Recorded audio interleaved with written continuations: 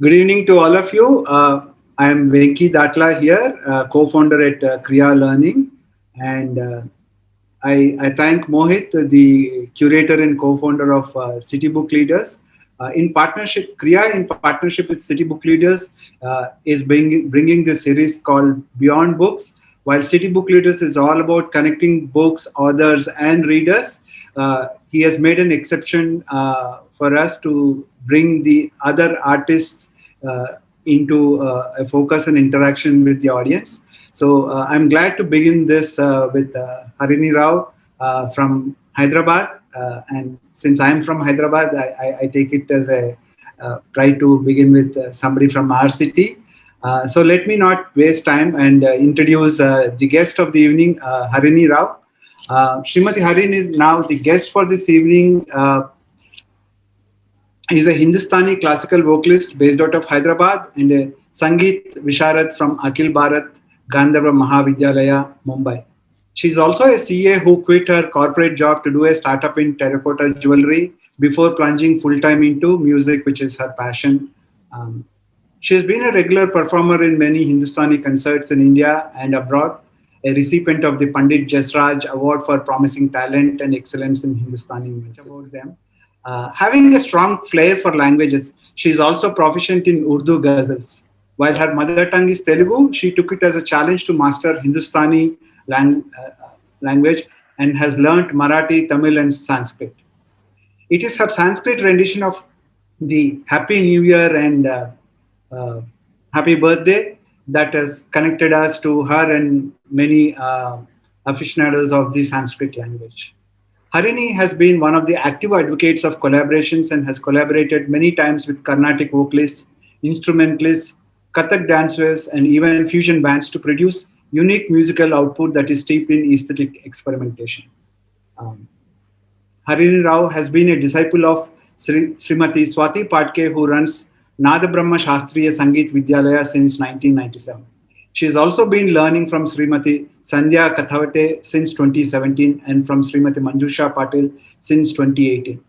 I'm so glad to close the note of her interaction with her gurus. I think that is where the whole concept of uh, the culture that we come from and the country that we come from, where everything we attribute not to our personal aggrandizement or our own ego, but something that comes from our gurus. So, with that, I go on to introduce the guest, the second guest of our evening, which is our guru for Sanskrit language, Acharya Sampadanand ji. Dr. Sampadanand Mishra ji is a Sanskrit scholar, author of a book called The Wonder That is Sanskrit. Is a TEDx speaker and is currently the professor at Rashram School of Public Leadership at the Rishi University. Uh, Apart from the book, a radio station, Divyavani, children's book, Devbhasha, and the language curry app are but a very few achievements of our Acharyaji. I have been fortunate to be part of a Sanskrit course conducted by Acharyaji, which has set me on a path of lifelong love for that language.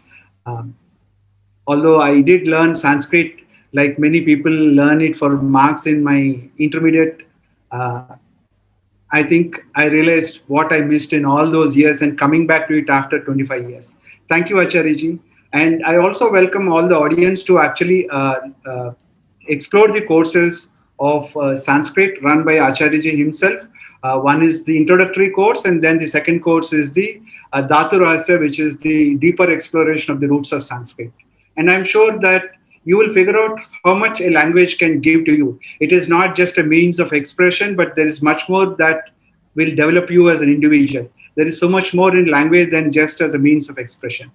Uh, Thank you for making time for this show, Acharyaji.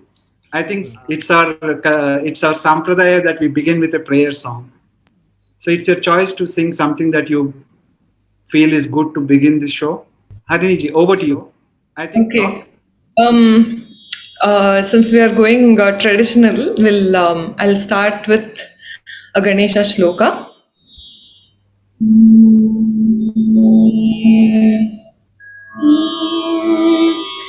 गजाननं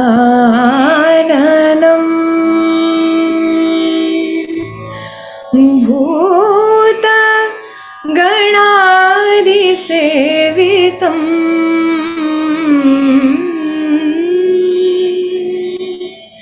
कपित्थ जम्बूफलसारभक्षणम्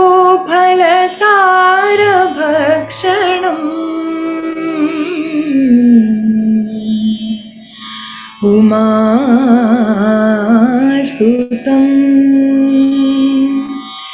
शोकविनाशकारकम्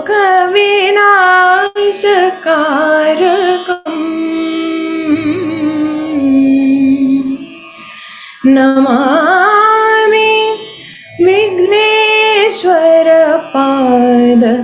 पङ्कजम्.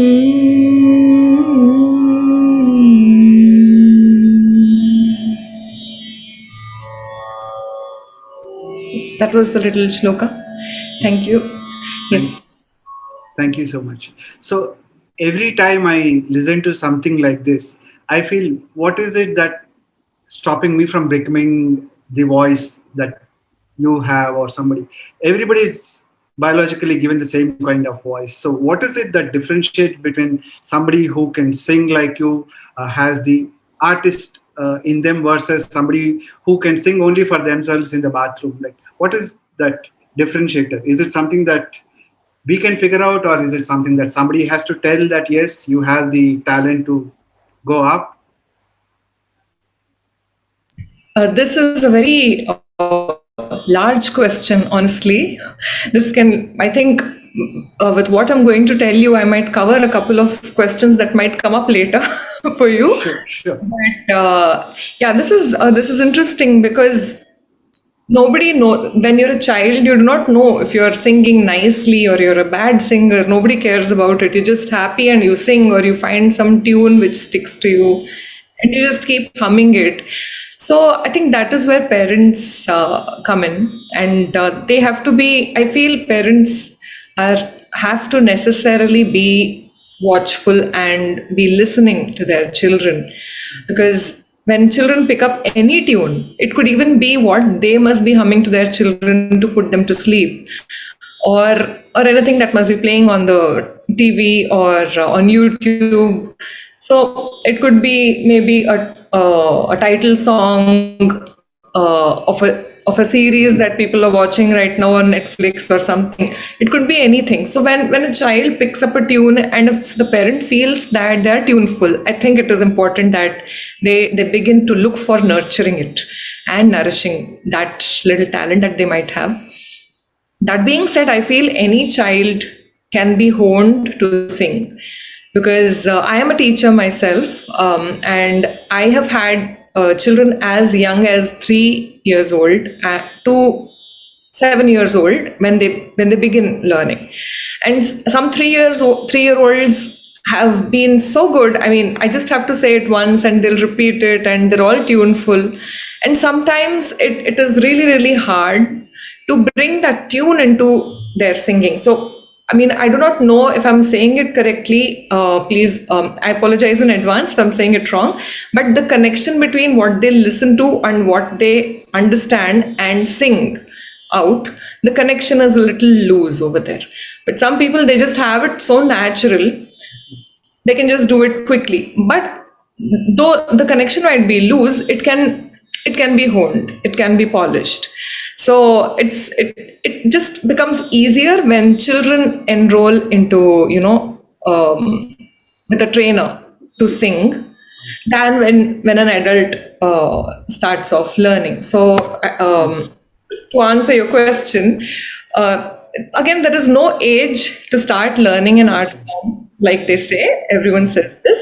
Okay. But there is definitely an advantage when a young child starts a class, right? We all have experienced this. What we learn as children, we remember very well now. But if there's something that we learn today, we have to keep practicing it non-stop to be able to remember it well enough, right? And I experience it myself. What I learned as a 5-year-old, I remember even now. But if my teacher has taught me something yesterday, I have to practice it a lot of times to be able to be as good as I want to be. Okay, so you actually have taken away some of my questions by answering all of them. I guess. And what you have said is slightly counterintuitive to this today's world of continuous learner. You have to learn, unlearn, and whereas you are frightening us by saying you better learn when you are a child, it becomes difficult as you grow. Yeah, but yeah, it's also, yeah, you can start off anytime. You can be a child in your mind and in your heart and still absorb things that are being told. So, Okay, good. I'll actually have a question to Sampradana ji. Acharya ji, one of your life missions is to build love for language, and specifically Sanskrit in your case. So, what role do you see popular songs and conversational, like the happy birthday wishes, playing, making the language more relevant and aware? So, this is for Acharya ji. Hmm. Okay, namaskar to all of you and Harini ji also. So, yeah, we have seen in the case of the birthday song that was presented by Harini ji, so how very quickly it had a very deeper appeal to many people. And definitely, songs or any kind of performing arts, when we promote language through that, it becomes more appealing. And especially there are some tunes, folk tunes and popular tunes which appeal to many people. If some content of Sanskritam can be brought through that, so it has a greater appeal to people. So I myself have done few things, but I at the same time I do not like just to translate some of the film songs into Sanskrit or some rhyming songs into Sanskrit and then promote it. That would be very on one side it looks ridiculous, and also it doesn't promote the deeper values that we would like to promote through Sanskrit, or the real value of Sanskrit. So, for example, like there was one person who is promoting Sanskrit through rhyming songs, animated rhyming songs, had sent few songs for review, and told me that, like, we have prepared this particular song, Rain Rain Go Away, so that particular song in Sanskrit. I said, no, that is very dangerous for Bharat, because we always welcome rain. So when people are living in Western Europe, so they have too much cold there, so rain is not welcome there. But in our country, rain is considered to be blessings, God's grace. So teaching that in Sanskritam is killing the whole values of Sanskritam. So it's not just the language that we are teaching or promoting. Along with that, the Sanskriti, the deeper values, the spirit of the language and the culture also we promote through the language. So there are some attempts by many people translating Sanskrit, Bollywood songs into Sanskrit and then promote it. And anyway, like there is a vital enjoyment of that, but it doesn't really contribute anything so far as our tradition, our Sanskriti, our Adhyatmikata, our spirituality is concerned with, the yoga is concerned, of which Sanskrit is the language. So at the same time, I would say that I do it in a slightly different way. So it can be some of the patterns, some of the tunes can be adopted, but original songs in Sanskrit can be uh, composed in that tune or in that chandas or that pattern, which can be presented, which offers some deeper values. So I'll give you one example. So, for example, there is this film song, Maula Maula, which is very famous from the film Delhi 6. Maula Maula. So it's a pattern. And if I look at the timing and the pattern, so there is a chandas in Sanskrit called Bhujanga Prayatam, so which is perfectly matching. So that song, the base is the Bhujanga Prayatam pattern. So I can write a verse in Bhujanga Prayatam meter and then sing it in that tune, which is perfect. Or I can pick up a particular verse composed in Bhujanga Prayatam, Say, for example, Chidananda Rupa Shivoham Shivoham. I can sing Shivoham Shivoham Shivoham Shivoham Shivoham Shivoham Shivoham Shivoham Shivoham Shivoham Shivoham Shivoham Chidananda Rupa Shivoham Shivoham Shivoham. So I can, sing in that tune perfectly without missing the metrical values and the linguistic values of the language. So if the tuning is really appealing to me, and there are hundreds of metrical patterns which offer us, greater opportunities to popularize Sanskritam in its own original way. So that's where I would like to, see more works happening. Okay. So yeah, that's what I would like to So offer. use it to popularize, but make sure that you are respecting the culture and the deeper meaning that the language represents. Yeah. So each language has its own philosophy. So make sure that when we are communicating that language, we use it appropriately. I think that's something we will always come back in the subsequent conversation, because we will also be talking about fusion. Before that, Hariniji, I think some of the things like metrical, chandas, somebody like me would not have understood them had I not been part of his class. But there are others who would not actually know the difference between Hindustani music versus Carnatic music.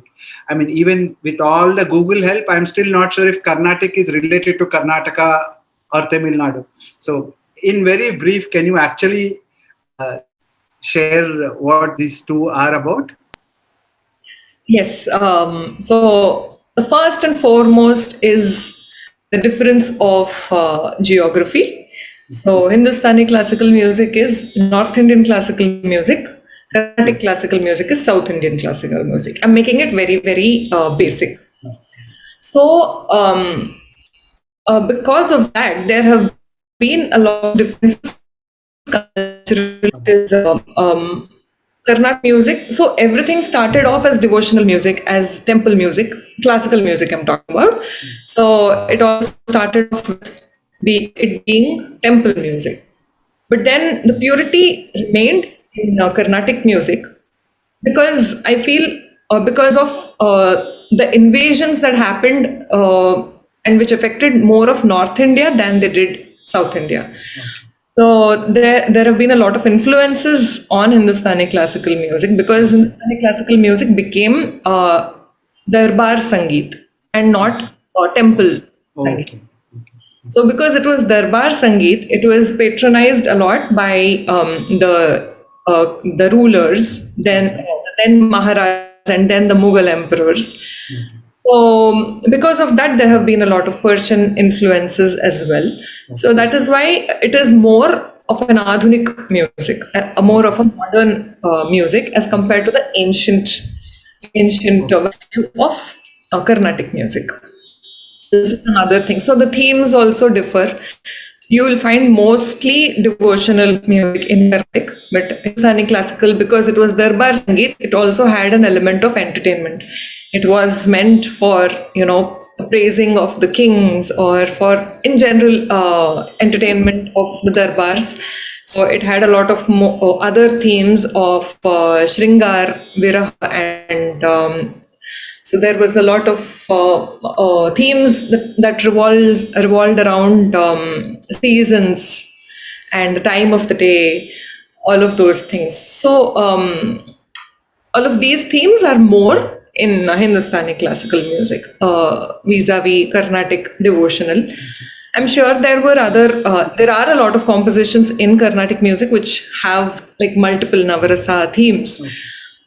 But most of it has always been devotional. I'm not trained in Carnatic, so I'm not able to demonstrate it. But Okay. yeah, to give you an example, I can sing a small bandish. Bandish is like a kriti in Carnatic. Bandish is a composition, Okay. and so this is about. So this is in a Samar rag called Shuddha Sarang.